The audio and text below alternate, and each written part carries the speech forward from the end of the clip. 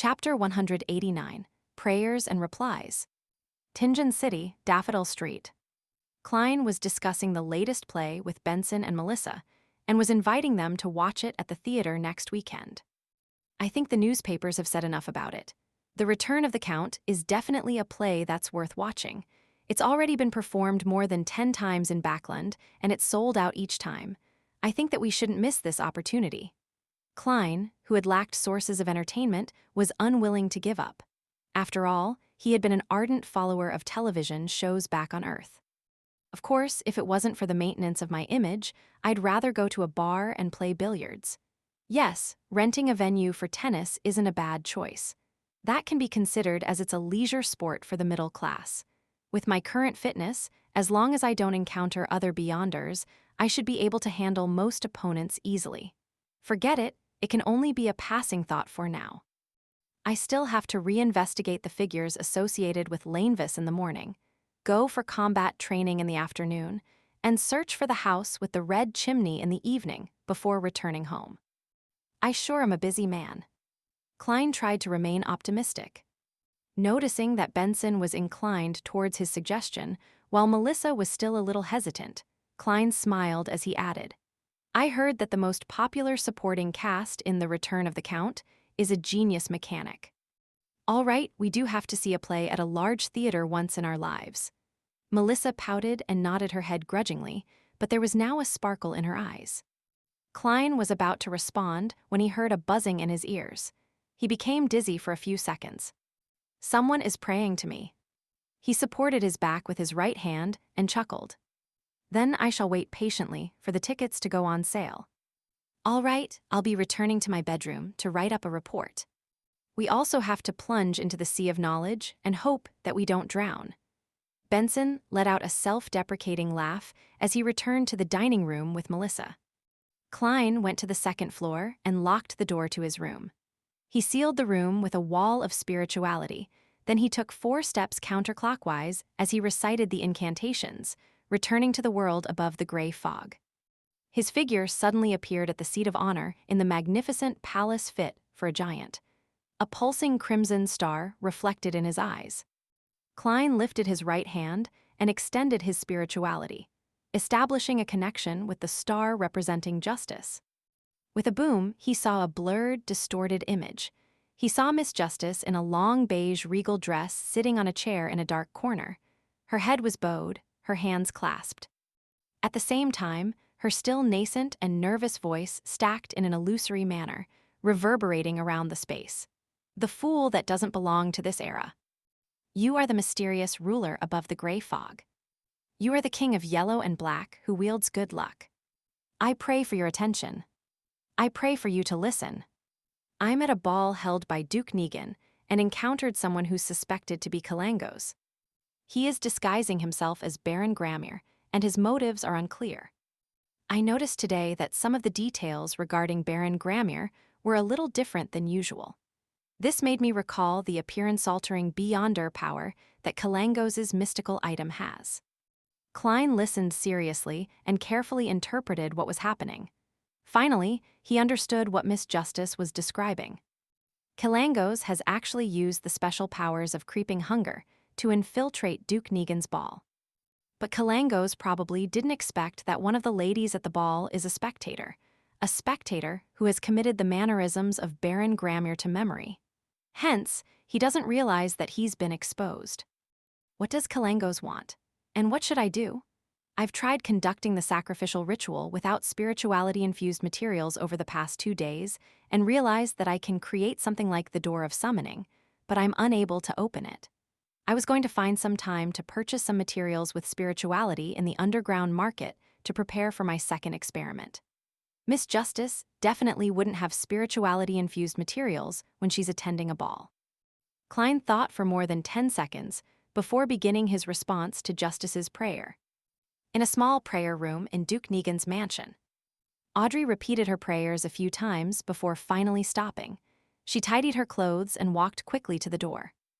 She knew that she couldn't be gone for too long because her parents would worry about her and thus misjudge the situation. It would cause them to react in the wrong way. Standing behind the door, Audrey took a deep breath. extended her right hand, which was covered in a white-veiled glove, and released the lock with a wary heart. After leaving the small prayer room, she followed the path back to the dining hall. She saw the figures holding wine glasses and plates get closer when her vision suddenly turned blurry. She realized that an illusory fog was spreading into the surroundings. In the middle of the thick, wide fog was an ancient chair, and atop the chair was a mysterious presence that seemed to overlook everything. "Mr. Fool!" Audrey almost shouted in pleasant surprise. She then heard a deep, familiar voice. "I'm aware." The voice reverberated around the space as the fog vanished. Audrey's vision was still filled with images of the long tables of food and wine, as well as the bustling sights of interacting guests. The worry and unease in her heart vanished as she subconsciously straightened her back and entered the dining hall with light steps. She walked toward the recreation room in the dining hall. In the magnificent palace above the fog, Klein started to think about how to convey the message to the hanged man after finishing his reply to Miss Justice. "I cannot just repeat the description to him since it undermines my authority. After all, what mysterious existence would personally take on the role of a messenger?" He deliberated for nearly a minute before an idea came to him. He conjured the scene of Miss Justice praying and transformed it into something akin to a movie scene with the faces mosaicked and censored. He then extended his hand and tapped, launching the scene into the crimson star representing the hanged man.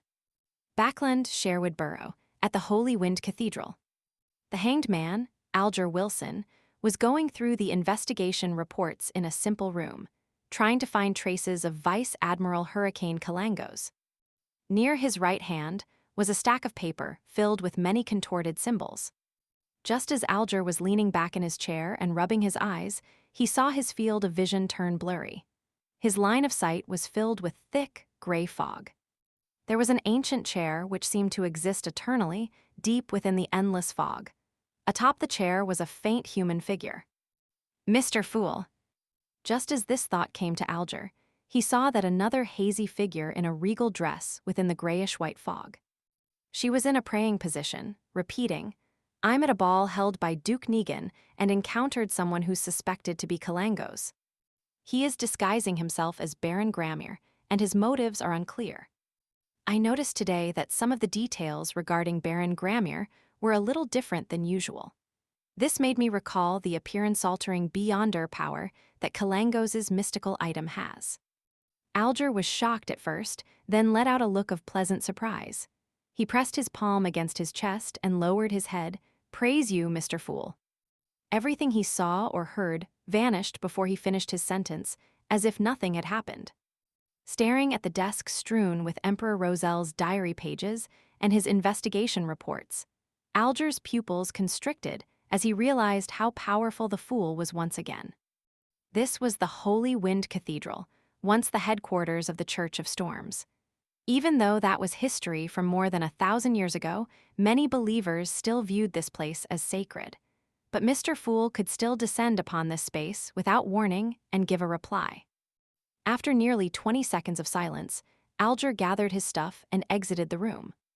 He was going to look for one of the cardinals of the Church of Storms, the Archbishop of the Backland Diocese, Spellsinger of God, Ace Snake. For Alger Wilson, being able to kill Vice Admiral Hurricane Kalangos personally was the best course of action. But if he was unable to do that, guaranteeing that he was really dead was also acceptable in his book. After forwarding Miss Justice's description to the hanged man, Klein left the mysterious world above the gray fog and returned to his bedroom. While he was in no hurry to dispel the wall of spirituality, he sat before his desk and took out a piece of paper. He picked up a pen and began his letter. According to an urgent indication from a source, Kalangos has used the abilities of a shepherd to take on the appearance of Baron Gramir and has infiltrated Duke Negan's ball. His motives are unclear as of this moment. Klein wasn't worried that Mr. Azik would be suspicious of him or doubt why someone in Tingen would be so quick to know something that just happened in Backland, for the telegraph existed in this world. "I don't know if you would be interested in this, but I thought that I should let you know." Klein quickly ended the letter and folded the piece of paper. He then found the ancient copper whistle, brought it to his mouth, and gave it a hard blow. The gigantic, terrifying, and illusory skeleton messenger appeared once again, still standing at its original spot, not minding that its head was going through the ceiling. Klein fought back the urge to use the abilities of the clown to turn the letter into a flying dagger. He tossed the letter towards the messenger without a fuss.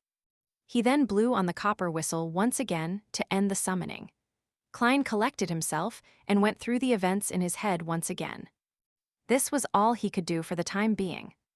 Although Klein could also make use of the summoning ritual and bring the flaring sun charm directly to Backland, it was too dangerous for him to do so. First, Kalango's was a sequence 6 wind blessed and had with him the creeping hunger. Second, it was too troublesome. He had to first bring the flaring sun charm to the world above the gray fog. Third, his image would be affected. Thus, he wisely gave up on this idea. To be honest, the problem is not too serious. Duke Negan is the most influential noble outside of the royal family, a key member behind the Conservative Party. There will be many high-ranking nobles attending the ball today. I have no doubt that there are Beyonders guarding the area. If not for this consideration, there would have been no need for him to infiltrate the place under a disguise. Since Miss Justice noticed him early, the nobles should be prepared. This incident shouldn't blow out of control. I wonder how fast Mr. Azek's messenger is. If it travels through the spirit world, Mr. Azek could still likely make it in time for the main course. But if it's as slow as Madame Dolly's messenger, then he might only read about the incident in tomorrow's paper. Klein nodded indiscernibly and tossed this incident to the back of his head. After all, there was nothing more that he could do.